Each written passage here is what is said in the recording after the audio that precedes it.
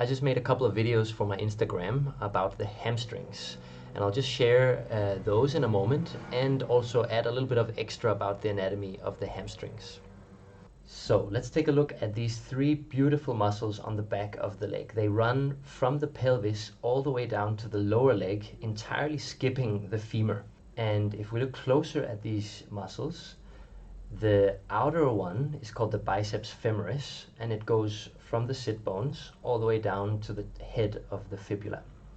On the inside of the leg, more towards your inner thigh, the semis, called semimembranosus and semitendinosus, run down to the top inside of your shin bone.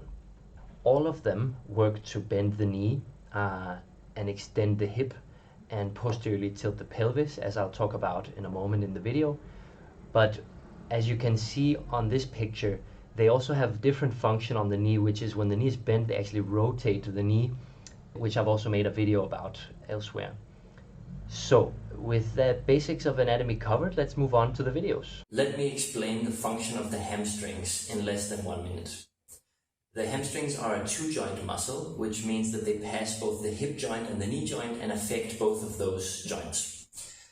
At the level of the hip, the hamstrings, when they shorten, can either posteriorly tilt the pelvis by tucking down on the sit bones, assuming that the femur is stable, or the hamstrings can extend the hip joint, pushing the femur backwards, assuming that the pelvis is stable.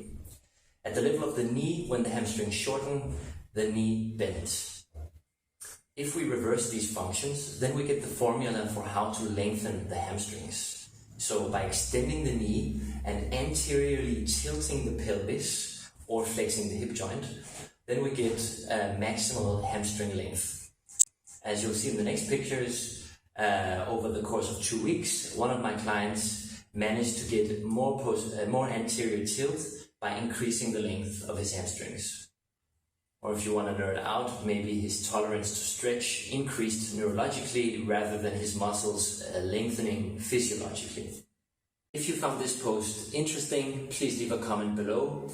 And please also consider joining me on the second round of my yoga anatomy course, where we dive deep into anatomy as it relates to yoga asanas and stretching.